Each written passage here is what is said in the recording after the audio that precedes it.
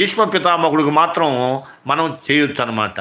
అది మినహాయింపు అనమాట. అందువల్ల భీష్ముడు అంటే సామాన్యుడు కాదు. అటువంటి ఆ భీష్మ పితామహుడు ఆయన ఈరోజు ఆయన పరమపదం పొందిన రోజు ఈరోజు. విష్ణు సహస్రనామం కూడా ఆయన తమ మనవడు ఎవరైతే ఉన్నారో ఆయనకి బోధించారు ధర్మరాజు గారికి. ధర్మరాజు గారు కురుక్షేత్ర యుద్ధం జయించిన తర్వాత ఆయనకి మనసు బాధపడింది. నేను రాజుగా పట్టాభిషేకం చేసుకోవడానికి ఏమైనా నా బిడ్డలు బ్రతికున్నారా, నా బంధువులు బ్రతికున్నారా? ఎవ్వరూ లేరు, అందరూ చనిపోయారు.